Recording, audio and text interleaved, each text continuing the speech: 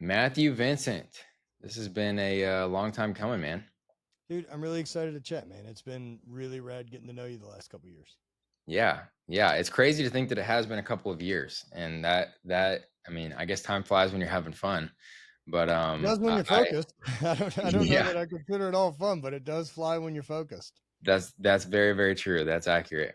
But dude, we have so many. I was just telling you, kind of joking with you. I have that like AI agent that does like a bunch of research. I'll just send a guest name and like a little bit about them, and then it'll Mm. make like a 5-page research document on the guest and like what things to talk about and what they've done in their past and all this stuff. And yours came up with a lot, so we're gonna go through a I've been bunch of putting out misinformation for years, so I'm really exactly, fascinated to see what it came up with. exactly, yeah. So I want to kind of start off and talk about it's so just knowing you. It's so insane to like see the old pictures of you as like a Highland Games competitor, right? So I want to talk about that, but like maybe before that even, like who was Matt Vincent before the Highland Games and you competing at such a high level and everything you did back then? Let's rewind. Yeah, so we'll start with at least me becoming an adult post college. Got it. Um, so I did track and field at LSU, Division One. Did shot put, discus, and hammer the whole time I was there. Graduated and then went straight into entrepreneurship. Was like my first roll of the dice, and opened a bicycle shop. Um, learned a ton of really valuable things of opening a brick and mortar from scratch and getting vendors and all of that approach. And had it, I was involved for about 3 years. I think it made it 5.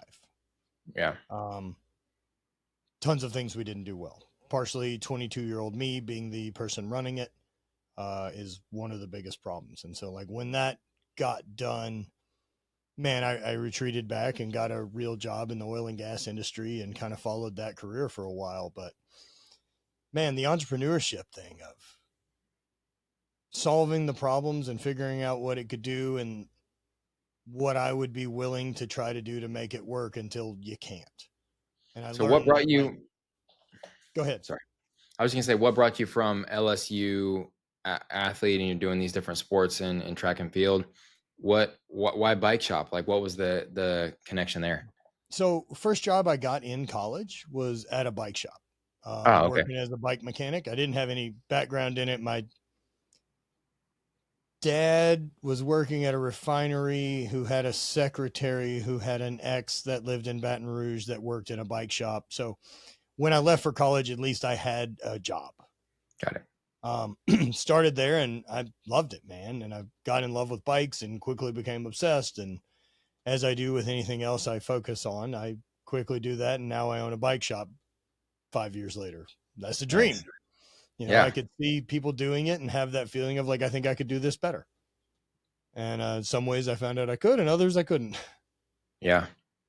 Yeah. So then bike shop, you said you owned that for 3 years. Yep. The bike shop made it 5. So when you transition into oil and gas, where's your headspace at? Like what types of things are is going like how did you get back into competing and what did you enjoy that period of life? Was there some sort of simplicity of just like working with your hands and doing like being told when and where to show up and like where are you at, I guess, mentally I'm during that full phase? survival mode. Yeah. Okay. I'm so tired of making $400 a month and like being broke nonstop for 3 years of like, how do I borrow from Peter to pay Paul shit. Yep. That I remember I got hired at like my first paycheck being like 27.5 was my salary for the year. Yeah. And I was like, what the fuck? This is awesome. Mm-hmm. And then at some point I was making 30K, which I think post taxes was like $1,000 every 2 weeks. And I couldn't fucking imagine that much money coming in when I was doing the bike shop thing. Yep. So I leaned into that for a long time and basically switched over to mode of I tried that, got my ass kicked, tail tucked between my legs, and I was like, I'm gonna go take a job. In fact, like I remember saying that I would never work for me again. Yeah. But I tend to make a liar out of my former self on a repeated basis. So here we are. Yeah. Um, Dove into that fully, man. And it was a total labor job. Like, so I'm climbing towers and doing some labor stuff, hauling gear, those type of things. And an opportunity opened within it where we had to like do reports for each client. And so it gave like an extra commission percentage on the job. Like I went from 1% to 2, which is a huge bump. Yeah. And so I did every report that I possibly could and dove into that. And then the next thing that ended up happening, I was bored. And so I started asking my boss about like, does anyone do sales for us? And so I started taking clients and he's like, I'll give you 10% of anything new you pull in. And I was like, fine. So I just started calling. And then through that made friends with another sales guy at another business. And then that got me another job, which then my brother was able to get me hired for the company he worked for because they eventually were looking for sales guys. Worked there for a while until 2 other companies down the road is where I finished that job in the oil and gas industry after about 10 years. Jeez. And so what were the ages here? So this was right after college. So 20, The you're bike shop 22 to, would have been 22 to like 27. okay. There's a couple of years in there where I'm still bouncing at strip clubs and doing weird jobs and things like that, Yeah. trying to just make things work. Mm-hmm. About 27 years old, I got into working in the oil and gas industry and got out at about 37. But for the first 6 years I was in, I was able to like double my income per year. Dude. So that's insane. And I want to unpack that for a second because there's so many people that feel I mean, I feel behind a lot of times of just because you're so exposed to so much now, right? Of like on Mm-hmm. social media and You how got to great remember at that everyone's point, doing. like there isn't any. Yeah, exactly. That's what I'm Like getting at. we're at none. MySpace exists. Yeah. Yeah. So I think that your story, because I know intimately how much you do on a monthly basis now and what things look like for you now. Your story is like Gary Vee always talks about, like if you're in your 30s, even like you're so young, you got so much time. Like So you much have time. so much time. And your story is like just proof of that. Like you didn't even start working for somebody else until 27. And Right. then we haven't even gotten into you considering to get back into working for yourself again for 10 more years. Right. Yeah. Insanity. I don't write. So I wrote my first book in 2011. Okay. Um, so after I kind of get comfortable and I'm making some money in my job space again, I find room for a hobby.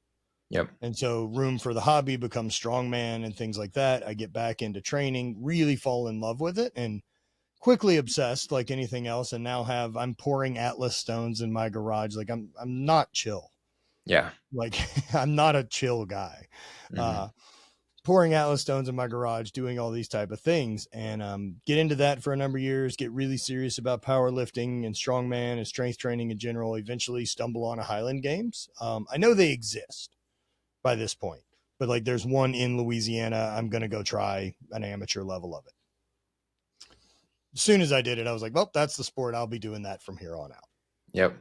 And poured into that starting then. So that would have been like 2008, did my first game at 28. And then 2009 did my first like full amateur season while doing outside sales. So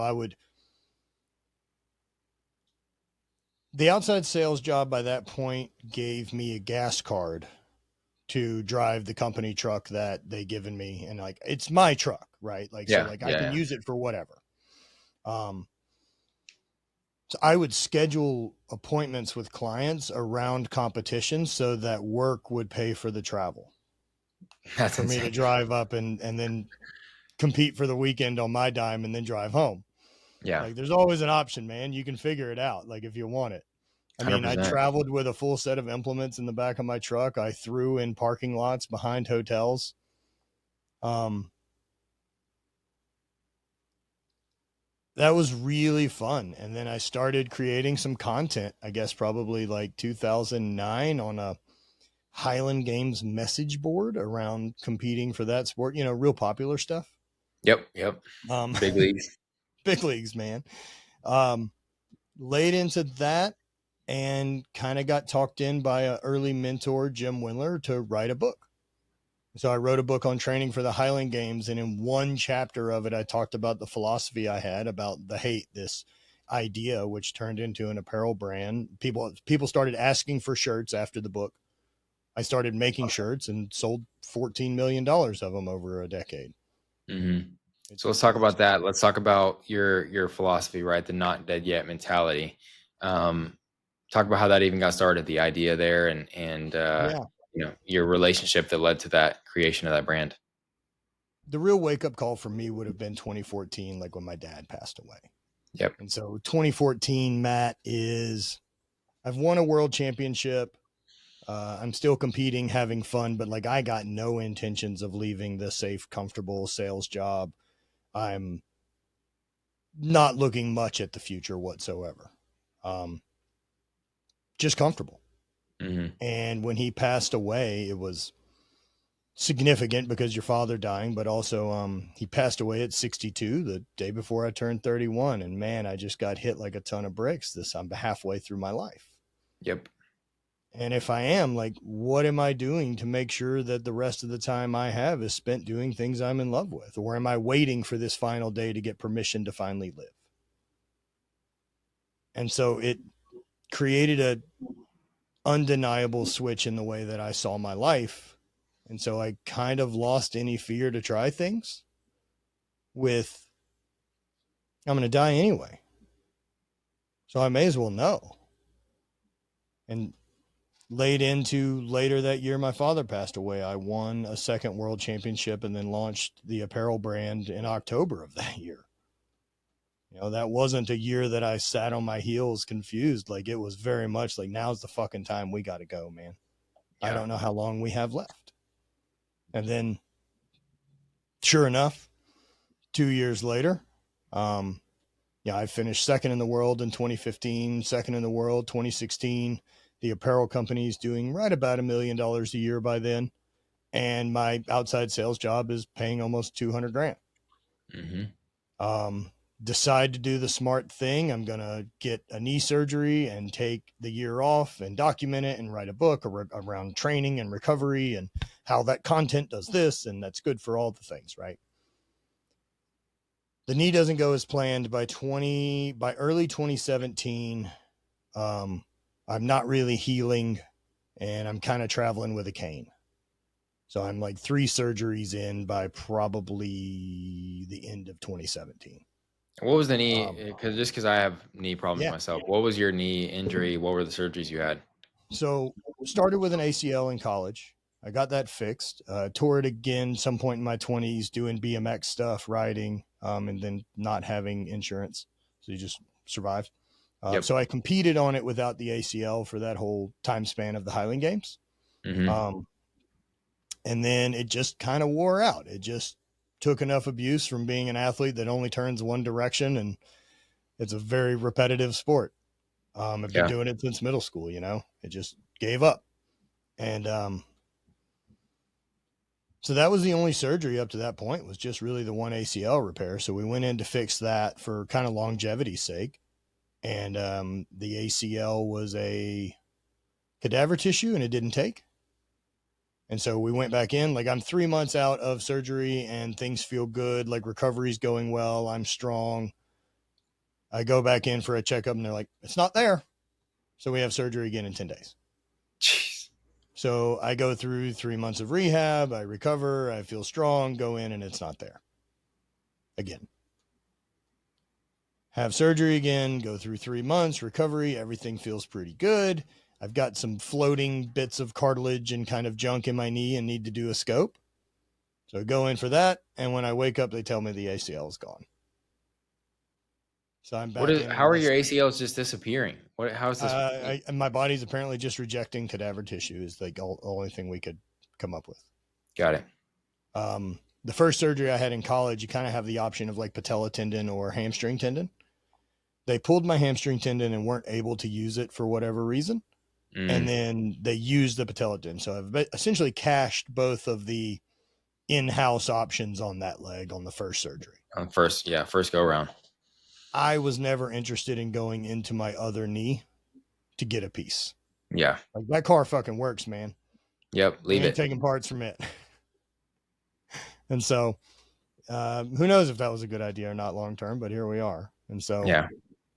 did that. And then by that point, like, I'm 4 knee surgeries in. The knees, I get to the 3 month, 4 month part, and like healing just isn't continuing. Like, it just never stops hurting the way it does from that point on. Try some other things for surgery, like an Oates procedure, which is an implanted cartilage that goes like in the bottom of your femur. So like a quarter sized or like a 30 millimeter hole gets cut out, and then they put a plug in it. Okay. 2 out of the 3 of those healed pretty good. One of them didn't. And so the one on the medial or inside of my knee would flex because the bone density never quite healed. And so I'd get this stabbing pain after walking about 200 yards a day, like every time I exhale. Had a high tibial osteotomy to hopefully shift the weight to the outside of my knee. And that surgery is, they go into your tibia and they saw it about 90% of the way through, and then they wedge it open to change the angle of the lower half of your leg so that the weight goes to the outside of the knee. Something they've been doing since like ancient Greece, but Yeah. cool. And then finally a total knee replacement. And when did you have the total knee replacement? January of 2019. Gotcha. Yeah, I had so my injury was like a freak deal that I didn't even know had happened until 2 years later. But in high school basketball, my senior year, I always wore knee pads because I was always the guy like diving on the floor and stuff like that. So I always wore knee pads. One game, I forgot one of my knee pads. So I have a knee pad on one knee, not on the other. I dive for a loose ball and I hit it on the court pretty hard. Don't really think anything of it. After the game, it's there's like this big like just sack of fluid on my knee, and it's kind of sore, but I'm like on I kneecap. can, yeah, I can still run, I can still jump. I'm like, I'm not sitting out for this, like whatever this thing is. So I just like put some compression on and the fluid dissipates. And anyways, fast forward 2 years later, or the next year I go to college, I try to play basketball, and not like college basketball, but even just like intramurals and stuff. And it's so painful that I'm like, can't sleep after that at night because it's like just aching and aching. Then I switch over into bodybuilding. I do my first bodybuilding show, all as well. After the show, my knee starts to lock up. And it's like, first it's for a few minutes. Then it's for like a few hours. And then it's for like a day. And then it was like, the longest it went was like 3 days. And I'm like, okay, something's happening here. I got to like go get this checked out. So we go in and get an x-ray, and they show me the x-ray, and there's like a massive like curved piece of like chunk of bone and cartilage in the x-ray that's right behind my kneecap. And so like my kneecap was, whenever I flexed a certain way because of everything that had happened with bodybuilding and all that, my kneecap was getting wedged behind this piece that was in there. And they're like, have you ever like hit your knee really hard on something like this looks like it would have been a really gnarly. And so immediately I'm like, I know exactly what that was 2 years ago and basketball. And so they go in, they pull this out, there ended up being 2 pieces, and they tell me, they're like, hey, here's your 2 options. Is you can do a microfracture, which is going to be, you're down for 3 months, or I think it was like 8 weeks. You can start to like walk a little bit again on crutches. And then it's an 85% chance of working, or you can do a cartilage replacement where they'll send off a piece of your cartilage to go be regrown in a lab. And then they'll bring it back in, and we'll take your entire knee apart, put on the new cartilage, smooth it out, let your knee dry, put it all back together. But you're not going to start walking or learn to walk again in like a year. And that's like a 92% recovery. And so I'm like, well, 85 to 92, that's not that big of a difference. Like, let's just do the microfracture. I want to be back at it as quick as possible. That's a young man's decision. I get it. Yeah. Stupid one, because the microfracture I don't know failed. that I would call it stupid. Well, microfracture failed. And that was in 2019 when I had that. Anyways, that fails. We find out it fails in like February of 2020. And then they're like, okay, we need to schedule this other surgery. We schedule it for March 10th. Okay. COVID. They're like, hey, the insurance company, like we sent it all over. It should all be good. We're good to go. It's like a really expensive surgery with them Yeah. pulling out the cartilage and regrowing it and all that stuff. And you're going to be out for a year. And I'm like, okay, cool. March, I think like 9th came around, and the insurance company, we get a note from the doctor. Insurance company said, this is not vital. He doesn't need this for it to like survive. So we're not going to fund it. And so they're like, we can get this pushed through. Just give us a second. We'll talk to him. So anyway, it gets approved on March 10th, but pushed back 1 week to March 17th.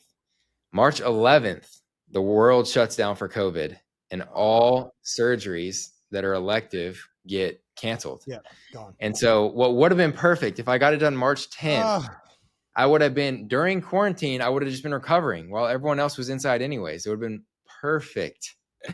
But it didn't end up happening, and then it got pushed a year, and then it got pushed another year, and I just haven't gotten the surgery done. So my knee I just get it. I need to do my hip. Yeah, it's just a massive hole in my knee. But I'm like, do I get a knee replacement at 27, and then I have to get another one in 25 years and another one in 25 years? I don't think you're knee replacement eligible. You don't think? Nah, not yet. So I would just have to get this the cartilage replaced, basically. It's either do this or do nothing. Yeah. And if nothing isn't in the current way, I would probably continue doing nothing. Yeah. You know, depending on what the demands of my current life are. You know, what can't I currently do that I wish I could, and do I really care that much? Yeah, for me, it's just training legs. Like I wish I could get legs like I used to have is really my only thing. But it's like, is that a vanity thing, or is that really playing with occlusion training and other ways to kind of cheat and hack the system so that you don't have to load as much? Hey, if this podcast ends up evolving into you explaining whatever you're talking about right now, I'm totally cool with that. Do you not know what occlusion training is? No, I have no idea what that word even means. Athletes and stuff like that, one of the cool ways rehabbing, it's been used in bodybuilding a long time. So you'd essentially put like a blood pressure cuff on your knee, or you could use like a stretch band to wrap it around your upper thigh, like at the hip crease. Okay. Essentially cutting off the blood flow. Okay. To your leg. So blood's going to go in, but blood doesn't go out. So you can do, and you can get muscle gain and hypertrophy at like a 10% load. And not stress out joints. Okay. Wow. That's super interesting. So you're forcing blood in, but not forcing blood out. How does that increase? So the way it would work, you would get on, say, leg extension. Yep. And do 30 reps, wait 15 seconds, do 30 reps, wait 15 seconds, do that 4 or 5 times. Like your leg's going to suck. Yeah. And then pull the cuff off and do 2 sets of that. But you should be able to get a pretty gnarly pump. Yep. And get stimulus for muscle growth because it thinks there's more trauma happening that needs to be repaired than there is because of the extra blood flow. Wow. And so you don't put any extra loading or weight on the joint. Yeah. I rehabbed a lot of things. Yeah, no, totally. I mean, and it sounds like it, I mean, it wasn't directly tied to your injury, but I mean, I did my equipment company off of the back of I built a product to help me during my rehab. But you use your story of, you know, that realization that you had with your dad and that whole situation. And there's I love it when you talk about like the idea of the beads and stuff. Like, can you kind of talk to the people about that? Yeah. So one of the practices that I adapted over the last 6 or 7 years, I suppose, since 2017, 2019 is once I kind of had to really shift to more personal development when I realized that path wasn't going to be there anymore. And I needed to figure out where the fuck I was going. Yeah. And really important, who I wanted to be going forward. And the overall cynical scarcity view, competitive edge I've had against life of trying to compete and compare and do all that wasn't going to work. And so learning more about gratitude and hearing this and finally submitting to it to decide like, all right, we'll do some gratitude in my journal. Started with gratitude writing and noticed I do feel marginally better in some instance. And because I'm a lunatic, I look at that as if 3 works, what do 30 do? Yeah. And I'll try that with gratitude the same way I will weights or anything else. Right. And so leaned into it. And over the last couple years, it's really developed into the practice where I use my mala.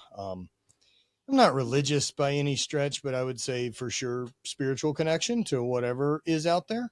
Yeah. And so the mala for me has just become a totem, a tool, a thing I carry with me to remind myself of it. But the practice I use is going around it and saying thank you to the universe and thank you to myself, and really taking time to acknowledge and be intentional with seeing how great things are right now, Mm. instead of only being able to focus on the problems I have to solve and, of course, like where I'm short of reaching my goals. And how many beads are on the mala? 108. 108. And how frequently do you do this? Right now, it's between 3 and 4 times a day. Yeah. So just to, I mean, I knew that you did it Mhm. before the event in January, but I never knew you did it multiple times per day until you So told us that was a about it after the practice event. that came like 2 years down the road. Yeah. And it was further experimentation in my own head around my own practice of, I've been doing it once a day, and I do feel that has made a really big difference. Hmm. So where else can I expand upon it? We were traveling and spending some time in the, we were in Egypt and then in Jordan. Hmm. So Muslim countries where the call to prayer comes over the loudspeaker. And so they do that 5 times a day.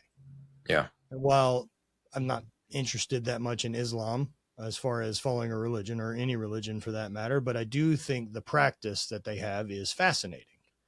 And so seeing people stop what they're doing 5 times a day to become present, drop back into their bodies and say thank you or do prayer, I think is interesting. And I Yeah. wonder what the long-term effects on my country would be, is if that was one of the habits of a bell that went off 5 times a day in our cities. Mm. And if everyone stopped to say thank you, or even just tell the person next to them they loved them, Yeah. right? Like, I think that creates a giant wave of change long-term. But in my own practice was then, well, why don't I drop in and do it 5 times a day? If I'm 100 of these is valuable and it's creating growth, do I get 5 years of gratitude practice and mastery in 1 year if I up the frequency? And I haven't found there to be a real diminishing returns on more on this one. Yeah. I'm not coming up with unique things every time I say it. A Mm. lot of them get repeated. Sometimes I say the same one 108 times. There's Yeah. no wrong way. But, sometimes I even take the practice and say, what's all the smallest things in my life I can say thank you for? What Mm. are all the things that are in my life that I kind of feel entitled to that I should say thank you to? Like air condition, my car works, streets, street lights, the electrical grid, how plumbing in a fucking city works. I don't even understand, if I'm really honest. That's magic. Yeah. And I've never had to concern myself with it. Imagine how much bandwidth that frees up, that I've never had to fetch water. Yeah. So just taking time to be intentional with those recognitions, to keep myself out of believing this finite problem I'm fixated on solving with my business or whatever it is doesn't take over my whole worldview. Yeah. So I want to camp here for a second because this is especially helpful to like me. But I imagine most of the people listening to this probably struggle with some form of this as well. I have tried multiple times to put some sort of a gratitude routine into my routine, Mm-hmm. and it's never stuck. And obviously, I just got to be more disciplined. I got to be stick to it. Sure. But But for whatever reason, it hasn't connected for you to go like, oh shit, more of that. Correct, Yep. correct. And so I guess my something I want to kind of digest together or like just talk about for a second is like, first of all, how do you build, what did you notice trying to build in your routine that was the first like, aha, this works for me? And then how, because I can't even from doing nothing, I can't even fathom 108 3 to 5 times per day. I can't even fathom that, right? And my mind immediately goes to like, how do you find the time to that? How do you slow down enough that many times per day to Well, I can do rip it? around that thing now in probably under 3 minutes. Okay. So pretending I don't have time just isn't true. Yeah. And I'll it's not burn true for more me than that either. scrolling on something. Yeah, it's not true for me either. I know it's not. I know I can Yep. find Yeah, the of time. course. Right. It's like that's the narrative that pops in my head is what I'm saying, you know? So part of the practice that comes from, like, one, I like having the necklace because I remember it. Yeah. I see it, I'm touching it, it moves around, it's with me all day. Also, I like the metaphor that I'm dawning gratitude. Mm. that I'm wearing it, that I'm surrounded by it. So I connect with that. Do I think any of that is, and look, I think it's what you decide this gratitude practice is for you. Yeah. So whenever I'm trying something new, how do I feel after I do it? Mm. Do I feel any better? Do I feel any different, any shift change, any perception of earth, life, whatever it is? And then where am I creating time to implement that practice? My recommendation is first. Like that is part of my morning routine. I can do it while I'm sitting on the toilet, man. Yeah. So roll out of bed, gratitude. Yeah, basically, as soon as I can catch my breath and sit for a second before I just start reacting, I like to take a couple breaths and go through. Okay. Um, I like doing it in the sauna. I like doing it in any of those times. It's great on airplanes. Mm-hmm. Um, but it's building it in that way that I don't forget it. Whether that is, say, something simple for you. Do you collect rocks or anything? No, Okay, no, of course you don't. honestly, no. So not All of like my when you travel, you don't like travel and like pick up like a stone or something to remember being at the place. I mean, usually if I'm with my wife, she likes seashells, so we'll grab like Okay. seashells from the beach or So something. something like that, or something regarding your business. Hell, man, like your car keys, if whatever's in your pocket, like Yeah, if you yeah. reach in your pockets on a regular basis, Hmm. decide that every time you touch that, say thank you, That's good. Okay, yeah, I like that. right? Because we're not looking at intensity of this. Hmm. This is long term consistency. This is choosing to play an infinite game, which has improved my gratitude practice. There'll never be a point where I don't have to care, Yeah, right? I Like like there's that because that finite reminds problems me. and infinite problems. Yeah, this reminds me of so Brandon Grew, you know Brandon. Yep. Whenever I had him on the pod, he talked about this concept of like anchoring. You know, to remember to do your breath work, anchor it to something that you do each and every day already. And so this, you're talking about the sense. So this that makes sense to me. Right. Have it as part of your warm up for the gym. Yep. Yep. Have it as the last thing you do when you sit down at your desk before you finally launch in. Mm. Sit there and remind yourself of how much you've accomplished. Not just thanking the universe, but thank you. You're all the same. Thanking Hmm. my body for carrying me around. Thanking my legs for working. How about these lungs? Those are fucking cool. Like having eyesight, having camera equipment, having electricity. Like it's all in front of us, right? But we don't pay attention to it. We get fixated on the small finite problem that needs to be solved until it engulfs our world. Yeah, So I it's like that. having that practice allows me to continually working at the problem I want to solve from a place of abundance and not scarcity. Trying to grow my business because I'm scared of it failing sucks. Yeah, That's the worst feeling because you're playing defense. And I feel like the gratitude practice puts me back on the offense in the morning. I like that. I like that reframe a lot. Um, okay, so you're doing these practices of gratitude now. You have this whole kind of movement that you've inspired, which it may had you inspired you as well to create Not Dead Yet, the apparel brand. Mhm. What did that even look like? What people were asking for T-shirts, and then you're just like, I'm going to put out a T-shirt, and like, how did that grow into what it grew into? It was essentially I decided I was going to write a book as I had been blogging and writing for a bit. Yep. And so I know that I need a place to sell a book. And I also know that the first interaction with people with me doesn't need to be, hey, buy my book. Yeah. So I'm creating content on the lead up for buying a book. I get the book out, and as people are reading it and kind of go through that chapter and I'm posting more about it, it kind of gets its own momentum behind the hate. Me not tolerating my bullshit, me not loving my excuses and letting them live. It's a lot of the same message I have now, just different packaging around hate, which Mm. is oddly unaligned. But again, we make a liar out of former self. Yep. Um, so as people are asking for shirts, I'm like, okay, cool. Let me figure out how to design a shirt. Years passed when I had the bike shop. I made merch for the bike shop. We had bike shop shirts. I also then was spending time designing apparel for some bands that I was friends with. So I was around enough to kind of at least understand graphic design and the process. So I was like, I can make a shirt. And then I had a buddy reach out to me that had read the book. Phil Stevens, who I'm still in business with, helps run my warehouse. Okay. And so reached out and basically was like, hey man, you should sell shirts. And I'm like, I have a real job. I don't have time to do that. Yeah, And he and was yeah, I like, promised myself I would never work for myself again. Also, right. I don't have time to do that, man. yeah, And he's like, well, I have a warehouse. I can screen print them and ship them from here if orders come in. I was like, so I just need to design shirts, wear them in my videos, and then promote them. And he's like, yeah. I'm like, I can probably do that. And so we started with pre-orders, and then first pre-order sold like maybe 100 shirts, and which is then impressive. roll that into now we have stock. Mm-hmm. And then come up with another design and that goes well, and come up with another design and that goes well. And so you keep trying until you figure it out or you don't. And was this called Not Dead Yet at this point? It wasn't called Not Dead Yet until about 2019. Got it. So hate from 2014 to 2019. Got it. Got it.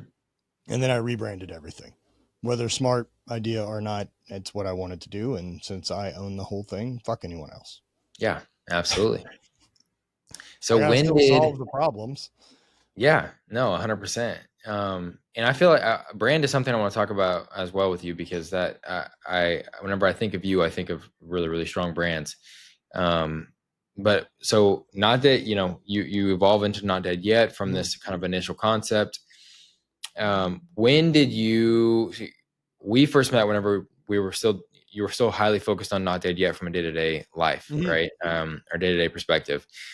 When did you start dabbling in like the service side of things? How did you know there was a demand for that? How did you know people would want to work one-on-one or even in a group?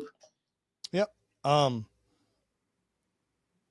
At this point with the brand and kind of content, I'm traveling a lot. I go to fitness expos, have a booth. I speak on panels, do things like that. Right. So I'm so fortunate that I get to be around people that are operating at a high level, higher than me, things like that. And over the course of that, and being very, very welcomed into a lot of other people's universes, whether that's Rob Bailey or Mike or any of these other brands that I made friends with over the last decade. And at some point, Bonnie and I had this realization of like, oh, we never built a community around our brand.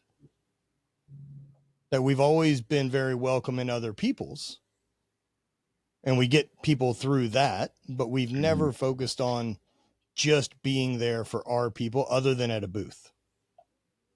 And so we pulled the trigger on throwing a Halloween party, just open invite to both of our followings.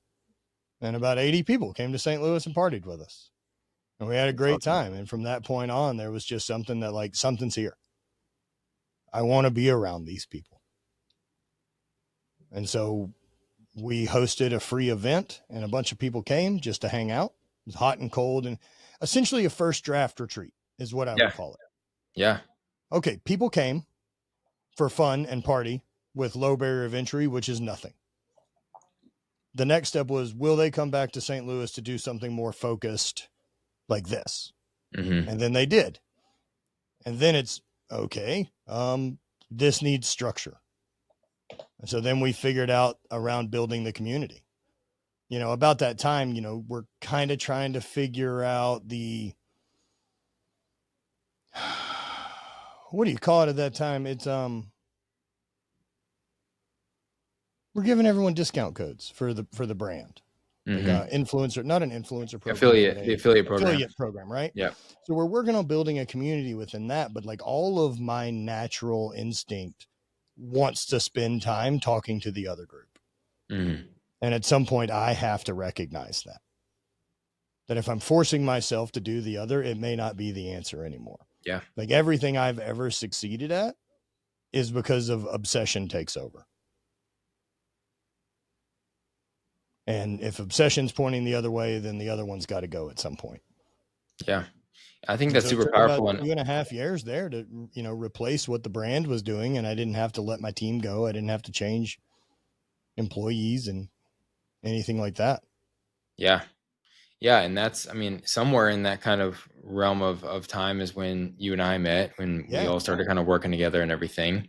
We were in these massive transitions as well. And so it was kind of, we were both, we were pushing you to do this offer, and, you were pushing us to focus in and get clear on who we're serving and everything. And when it was just, massive trend, and seeing where everybody's at now, it's extremely cool. I had, whenever I switched from like e-com to service based, like I had this kind of moment of, oh wow, like I just sold this thing for 10 times more than I've ever sold an individual like Yep. product for, and it doesn't cost me anything to, like, I'm not shipping it to anybody. I didn't have to get it created. I'm just giving them the value, right? And you want to give them all the value that they obviously pay for, and even more. That's what makes a valuable service-based product. But I had this like light bulb thing of like, oh, this is awesome. Did you feel the same Yeah, way? dude, going from selling $30 t-shirts to be able to sell high ticket coaching, things like that. It's really nice to be in this stage of my business where I'm not focused on quantity of product getting out, Mm, but quality. yeah. And so like I get deeper connection with fewer people, but that is what I want at this point. Yep. Yeah. I think that's such a powerful kind of light bulb moment, and I like the quality over quantity type of frame for that, because that's really what it is. It's you're going super deep with a fewer amount of people, but it's not, you might not be reaching the masses, but you can really reach the people that want to be reached by you. You can But really I go don't have to reach change. the masses to live the lifestyle I want. And for me, Exactly. I know the lifestyle I want and what I'm not willing to exchange it for. Hmm. Yeah. You have a really interesting portion of your business that is this in person, and I've predicted it publicly many, many times at this point with where everything's headed with AI.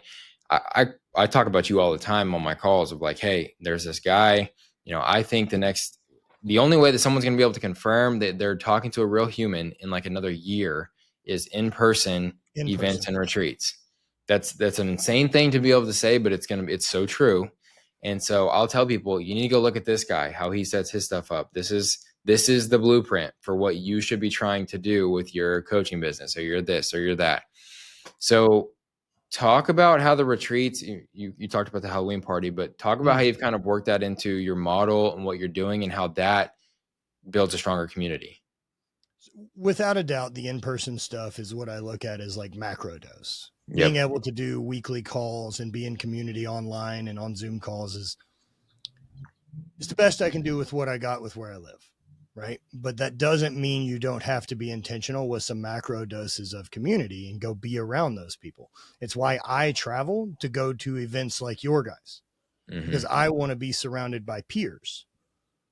I love the people in my community, but I'm teaching them things I've already learned. Yep. So for me to surround myself with peers that help me figure out the next steps I take, I go to retreats Hmm. because I know the people there follow through. I know the people there give a shit. I know the people there are invested in themselves. I know the people there are taking action. They're not trying to be sold on why to care about their life. Yeah. And so I know the difference in what amplification of that excitement I have happens in those environments and how to come back from them and actually interpret it at this point. So I have to go. And Mm. so we've made that a real cornerstone of our coaching, is that it's this in-person thing, are these community connections. This is where it's really special that you meet those friends. Everyone talks about like, well, find like-minded people in my age group. And most men in our age, man, like you slowly lose friends. You don't have anybody You don't left. Yeah. make new ones anymore, right? Because everyone gets married, everyone gets kids, everyone's just focused on other shit. It's not about you, Yeah. but you're supposed to transition to the next group of friends. Hmm. You have to cross that no man's land of what was to what is I choose. And Yeah. the community does that. And the in-person thing is different. Like the retreats are special, getting to teach people the tools I use for down regulation and how I stay focused and reconnected to like ultimate purpose versus getting too caught up in my own bullshit and lost of why I'm even doing the thing. And you have to remind yourself of that a lot as an entrepreneur. You do. You definitely do. With your blueprint for these, like what, give people an idea of, I mean, I want to brag on you. I know you won't brag on yourself, but what is your cadence for events throughout the year? How do you kind of think Mhm. of structuring them? And then we'll talk about, tickets left on next year's Sure, event. sure. So we host two men's events here in St. Louis at My Space Dope. We host a big community event, and that's male or female, usually offsite somewhere. Like this year's is in Whitefish, Montana, and we've got some Yep. friends who are coming out and going to be part of that. Really excited to spend time with the Baileys and some of the amazing resources and friends I've met over the years in that area. Um,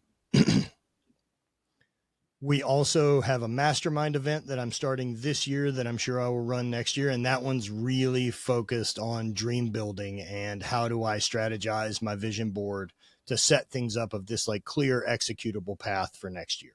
Hmm. How do I stay focused? What do I avoid? Here's where the strategy is of step by step instead of just, I want 100K a month.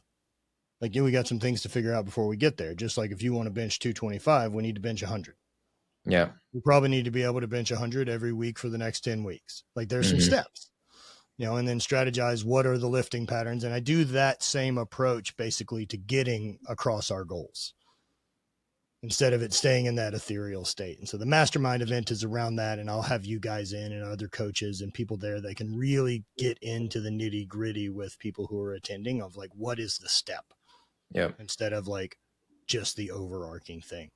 The other thing Bonnie and I do is we host international travel. And this is just something like, holy shit, I can't believe we get to do this. Um, It's insane. yeah, Yeah, it's insane that you guys are doing so much. And so give people an idea, right? So tell us what you told us this morning on the call for April.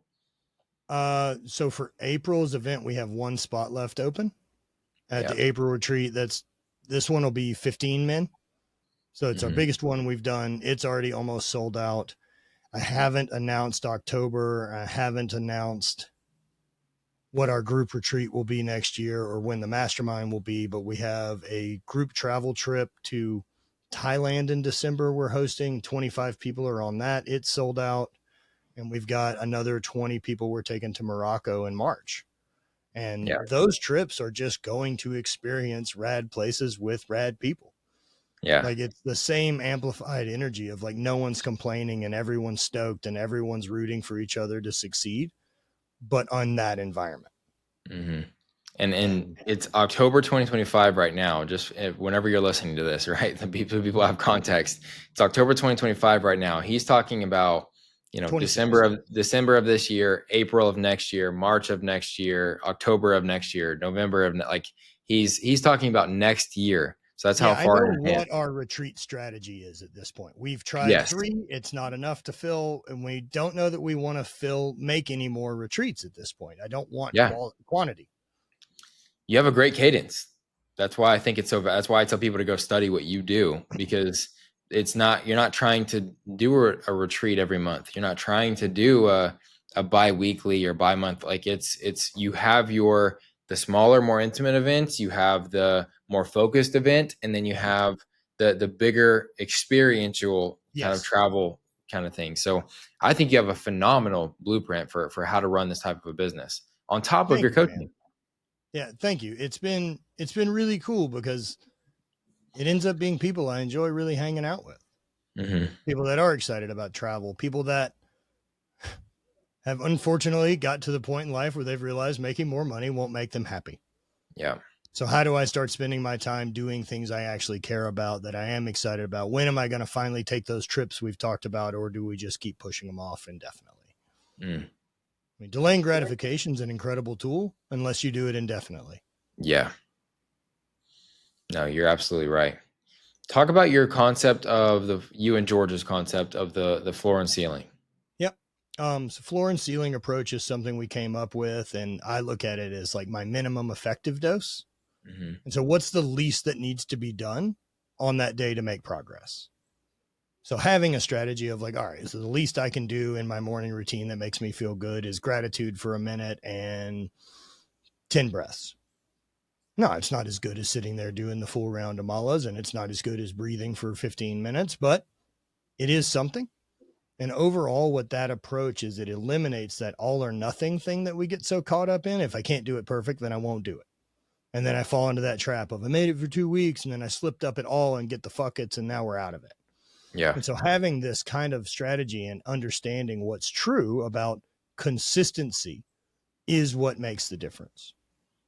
And so around my business, knowing if I need to write first thing in the morning or do whatever those things is, I do those to some degree. Some days are better than others, but I do them. I have the practice. I stay consistent with it. That way, the days that I am on fire, I don't have to undig myself.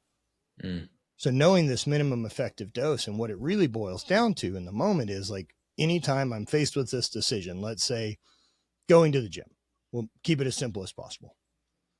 I'm faced with a decision going to the gym. I'm tired. I don't want to go. I don't want to get up. My alarm just went off. Whatever the thing is of why I'm not doing to do the thing I said yesterday I was going to do.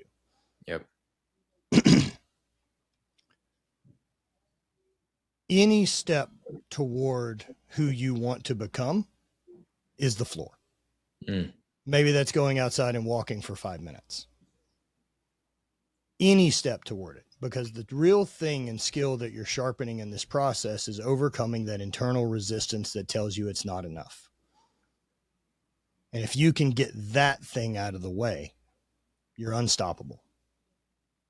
Yeah, I'll never forget the first time that you explained it to me, and you used the example of the morning workout, right? Of getting in morning movement, and I've used this example probably 100 times on team calls with the fitness coaching company my sister runs, and it's hey, the floor of what this might look like if you tell yourself you're going to work out every single morning, the ceiling might be like a full-on workout. You got in there, you did an hour, you did 30 minutes of cardio after, and like you just crushed it. You absolutely annihilated your workout.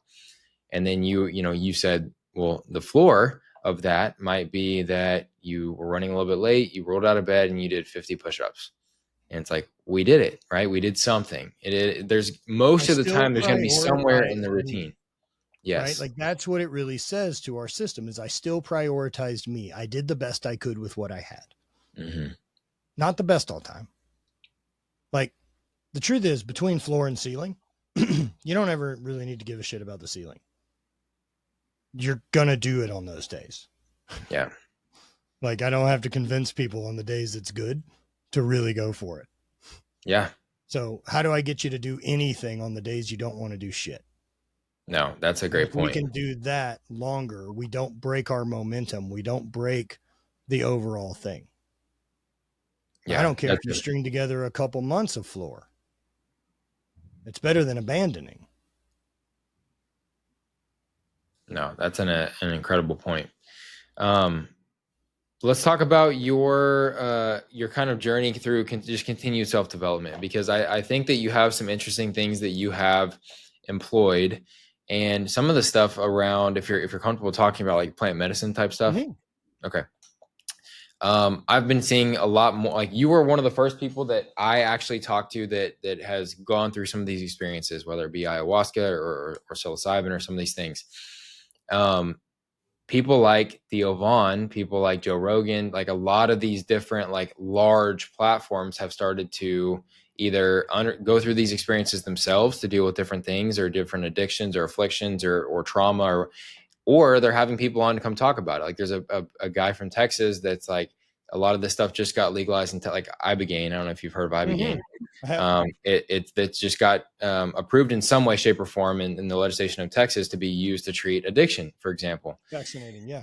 I want to kind of talk to you about your experience of it. What has that been like for you? Because I think it is an avenue and a natural avenue for people to deal with some of the stuff that's just really hard to deal with.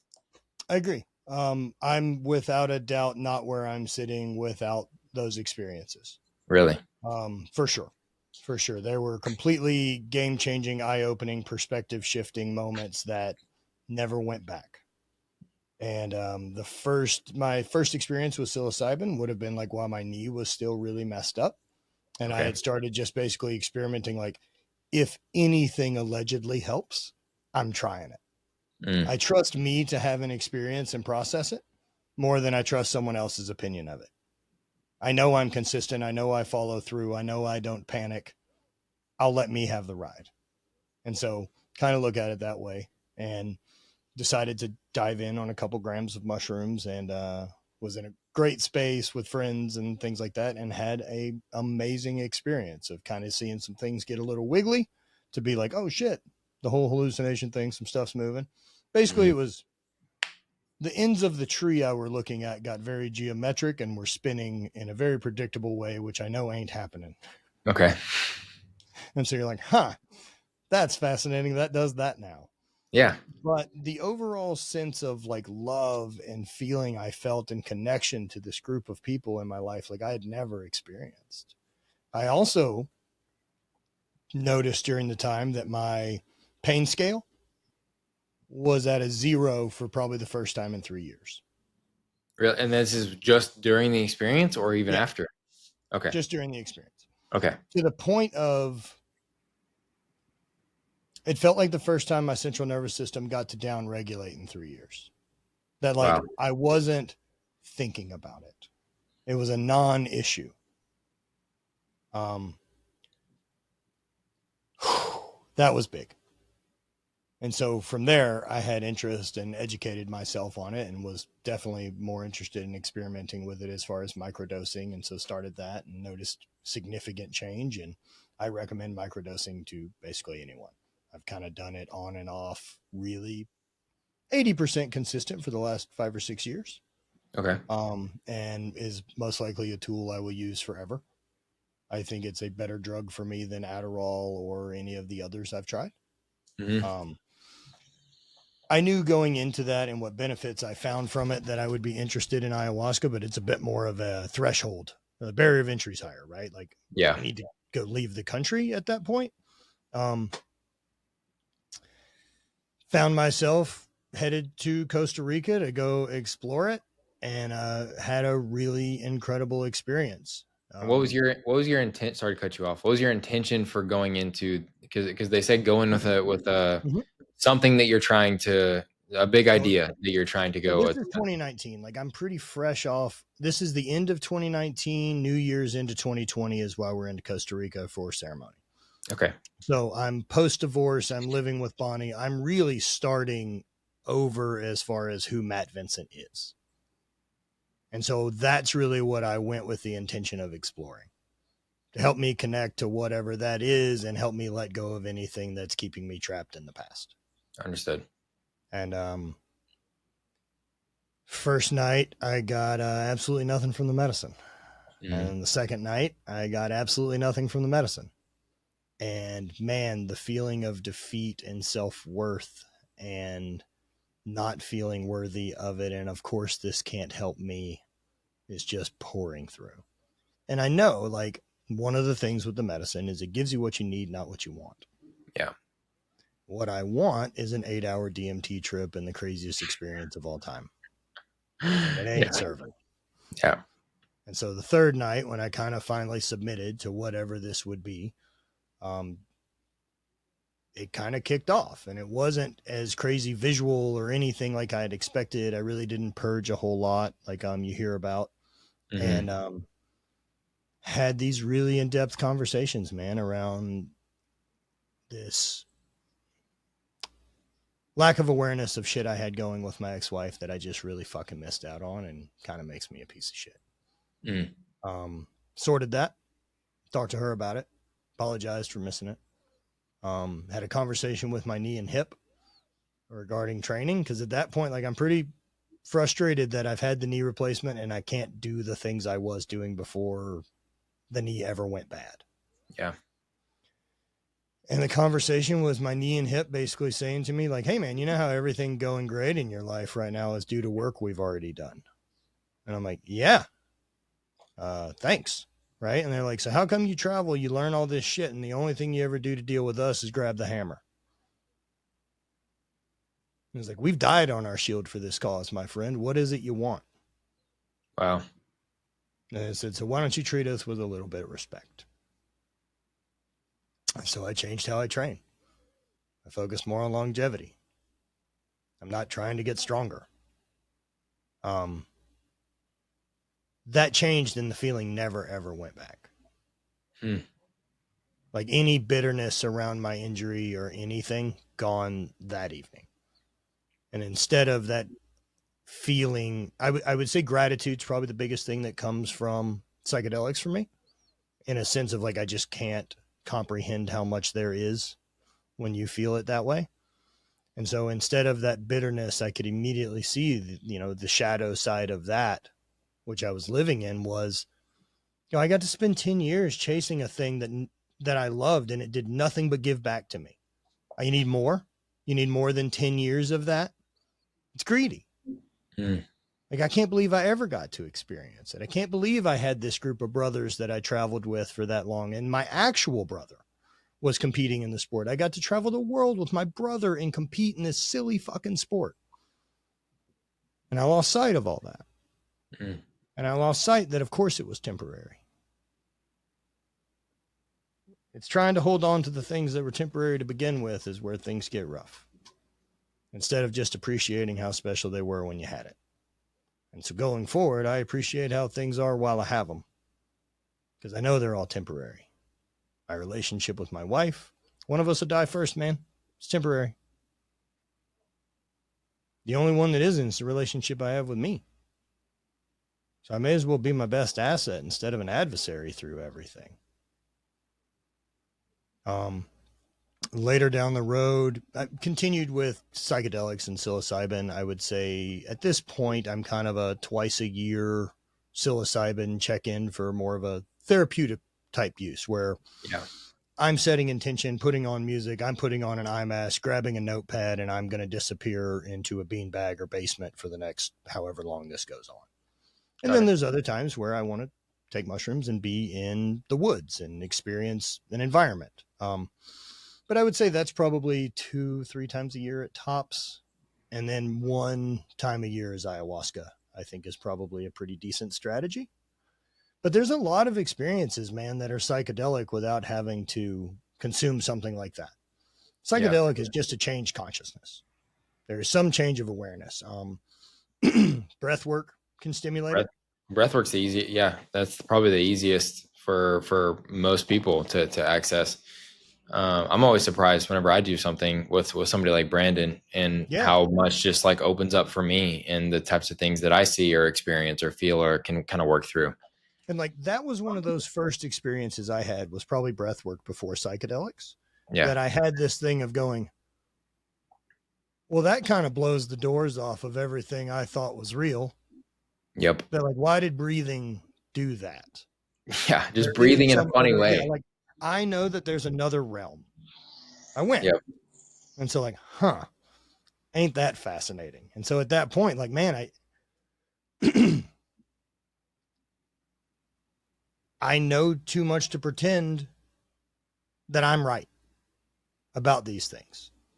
And it's been a really great practice, man. The reason I chose to pivot away fully from running the brand came through a mushroom trip when it was very needed. Yeah. And it was just time to let it go and love it for what a temporary, amazing thing it got to be. No one gets to fucking build their dream brand for 10 years, man, and make $14 million doing it. Like, no one gets to do that. Nope. And I'm going to be pissy about it not lasting forever? Fuck off. Yeah. All that does is steal what ability I have to do with the future. Look at this proof of what I can pull off. What's next? And Yeah.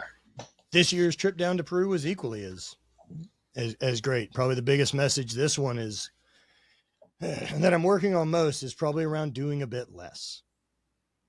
In the ways of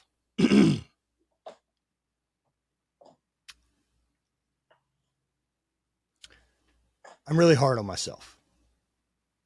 You are too. Mm-hmm. And I still have some sense in me that if it didn't hurt, then it isn't going to help me. And so any practice I do, I tend to push to that level. I think I'm smart enough at this point to get the message at a lower volume. That I don't have to run myself into the wall to understand I need a break. That I don't have to train until I'm hurt again before I take a smart deload and actually recalibrate what needs to be done. Yeah. No, I think you have. I mean, it's just such a beautiful kind of outlook on everything, and I think it is through just such intense, dedicated work on yourself that you've done, and that's one of the things that inspires me most about you and who you are and how you show up and everything. And it's easy to take it for granted. Hopefully, this doesn't come across as any type of any type of way, but like you and I interact most Yeah, of the we get time to talk all the time. on our well, we interact on our weekly Yeah, meetings, every and we're single mostly week. like KPIs and like business and this and that. But then I get to see you interact in a whether it's one of your YouTube videos or one of your podcast episodes or speaking at our event in January, and I get to see like that other side of you come out like on this podcast, and it's just like whoa, there's just so many layers to this dude that it's a good reminder for me because I mean, even in my, talk about being hard on yourself, even in my breath work, a few breath work experiences that I've done with like Brandon, the first one, I was very, very, very. Mike told me that he cried during this thing, and it's just like Sure, of breathing, course. it's Yeah, breathing the funny, and like stories. laying down and all this stuff. And I'm like, what is? I'm making fun of Mike because of it, but I'm like, thank God at that I chose to just give it a try. Mhm. And so we're on the Zoom call, and Brandon's taking us through this thing, and I happen to be like at home, so I'm like, you know what? I'll just put my headphones in. I'll just try, see what happens. And I'm laying down, I'm doing all this stuff, and Brandon has this like line where he's like, okay, I want you to picture I think it was like your 10-year-old self, and just step into their shoes for a second and look at yourself. How do you feel? I'm sure you feel proud. You feel proud, like, and it just like that whole like thing popped into my brain, and I like saw myself from like my younger self's perspective, and then I looked down at myself from like myself now, and like, I'm proud of you, you're gonna do awesome. And that just blew like the gasket Yeah. off everything, bro. Like it just, I start bawling, crying, and I'm like, how am I gonna walk outside? My roommate's gonna see like my eyes are all, I'm like, what am I even gonna tell him that I was breathing funny in my room laying down on a Zoom call? And like this happened to me. You know um what happens? I walk out of stuff like that and I look at people and I'm like, what the fuck was that? exactly, that's how I That's how felt. I share it. I'm like, I don't know what to tell you, man. That's one Yeah. of the most interesting things I've ever done. Yes. That's exactly how it felt. And yeah, I mean every time that I've done something like that since, it's brought up similar stuff. Um but it's a good reminder to hear people like you talk about how intentional you work so hard on the thing that people most of the time, it's just like, you know, screw your pain, just keep going. It's that type of mentality usually. But I feel like you working so hard on your pain, on your trauma, on the things that people are typically overlooking or even like pushing down, tamping down to get past and go try to achieve more allows you to unlock yourself to go and achieve more. That's it. Like, if I'm radically accountable to my life, and that's what not dead yet means to me in the days that I have left, then that means I'm my most valuable asset. So I have to take care of me accordingly. I have to make me a priority. I have to put me first in the morning. I'm not saying steal time and take away from the other responsibilities. I'm saying prioritize me instead of putting it last. Instead of continuing with the lie of, I'll do it after work. You won't. Quit being mad at yourself for it. Take a different strategy. Do it first. Wake up 15 extra minutes early. Do anything, Yeah. right? Don't have a morning routine. Everyone that's successful does. Maybe try that for a while. Yeah. Maybe do what they're doing. It's for me, I know how hard it is during this drive, being an entrepreneur, being a coach, being running a community, that like you starve a bit as a leader because you're so in your world. We don't connect with a bunch of peers on a regular basis. And so if you're the one who has to solve all your problems, you better make sure you're fueled properly to attack them without it being out of fear. Mm, So if you're I not got, going to keep you on point, how do you keep making good decisions every day? yeah. I have this quote that I want to kind of throw out there and we can maybe reflect it together, because I think it works so beautifully with what you're talking about. It's kind of a long one, so let me just kind of go through this. So many people say they want to be in the top 1% or 0.1% or 0.01%, but saying that has zero bearing on it happening. Achievement comes from actions, not aspirations. To be the top 1%, you need to walk into a room of 100 people and leave number one. To be the top 0.1%, you need to walk into a room of 1,000 people and leave number one. To be the top 0.01%, you need to enter a small stadium of 10,000 people, a stadium. And in a battle to the death, you would have to be the last one standing. So if you have a goal to be in the top 0.01%, do you think that can come from living a normal life, keeping the same friends, keeping the same hobbies, keeping the same sleeping habits? Obviously not. What does that bring up for you? I think 30-year-old me would have enjoyed it a lot. Yeah. Yeah. 30-year-old me would be much more into the David Goggins thing. But also everyone's got their own shit, right? Mine isn't discipline or the willingness to continue to push forward. So rah around that isn't my wound. And so like, I get it, but it speaks to a younger version of me. Got it. Whereas the way I look at it right now, I immediately dissect that thing and realize that the person talking is playing a scarcity game that only one person can win. Yeah. My immediate question is then, if you want to be in the top what? Is it income? Is it happiness? Is it health? Is it lifestyle? Because if you don't define that, then what are you chasing and who are you competing against? Yeah. Most of the games I'm playing aren't zero-sum games like that one would be. And they're infinite sum games where we all win. Totally. If everyone is radically accountable and takes care of themselves, I don't have to fix anyone. We all just worry about the one thing we're actually in control of, which is us and our reactions to how we feel.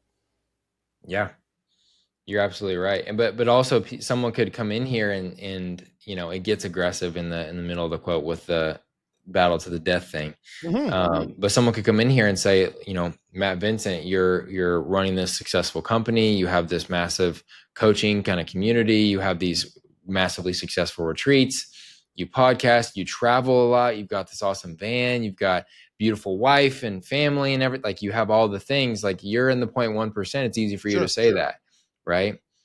But I think it's also to tweak it to kind of fit your conversation, what you were just talking about of the work people aren't willing to do. That's also a portion of what this quote is saying is like, do you think that you can do the things that you've always done and get results that are not the typical results? Yeah, all of that is dead on. Yes. Perfect. And like I said, at that stage in my life, yes, I would have needed that. If I was starting entrepreneurship, if I was starting my weight loss journey, if I was going to start chasing this dream instead of the supposed to life. Agreed. Yeah, man, that's the quote.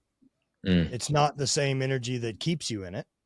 Correct. Yes. Because you're doing the right. 0.1%. Because otherwise you can use scarcity as a driving fuel for only so long. That fuel will only ever get you to good enough, but it's not the fuel to get you to great. Yeah. Great gets done out of love of what I'm capable of. It's out of curiosity. It's out of that instead of, if I don't do this, I'm fucked. Well, I think it's poetic too, because your brand was at first around hate. You know, it was around hate, and then now I get the irony of it, man. Yeah, you talk so much now about love being kind of the driving factor, and just gratitude of today, and that the fact that you're not dead yet. That's your entire think love, brand. Happiness, success are scarce commodities. Yeah, we're not sharing a pool of it. We're convinced we are by having to be the top 1%, but that's not required to be happy. Tell us about people in other categories of that, I'd say aren't. Yeah, no, absolutely. Tell us about your book, your newest one. Yeah. Newest book, Not Dead Yet, Handbook for the Living. This is 52 essays that I've put together from the last 10 years of, like, I opened it up to do less. And so these are short, super digestible essays, one for kind of each week. There's some journal prompts, and then there's photos from our travels around the world to help inspire this idea to live the life that you're the most in love with. Not what you were told to, but to do it authentically and unapologetically without it being a fight to someone else, but because you're in love with it. And so we put that book together and been really, really proud of what we've got. So we're currently getting it out, and we're doing a golden ticket giveaway with it. So one of the copies that's over at the warehouse, I think there's a little over 200 of them. And one of them is signed with a golden ticket and my phone number on it. And that person, once they reach out to me, is going to get $30,000 in coaching. Yeah. Such an awesome idea, an awesome thing that you're doing. The book is beautiful. It's gorgeous. We've had a copy here in office for, since you kind of got your first like few samples and everything. Yeah. It's like one of the most aesthetic. I told you I'm obsessed with kind of like your brand. It's one of the most aesthetically pleasing books I've ever seen. But as far as like what's inside of it, why are you convicted to get this into more hands, more bookshelves, more tables, like all of the? Why are you convicted to get this out there? So in that process of change, where we're going to be leaving the old ideas, the who I was, and becoming and starting to forge and make decisions about who I want to become, these were all of those epiphany and light bulb moments I had around my ego or my how important life is. These were the things that I thought about and dwelled on and got sense of to make sure I had a path going forward. What do I think of this? What do I think of success? What does failure mean to me at this point in my life? Recalibrating all those things. And I took those and kind of changed them from my journal entry to how this would be helpful for a client, for someone in that same position. I'll read the dedication to the book for you, and it'll kind of give you an idea of who it's for. And we'll wrap things up. Yes, sir.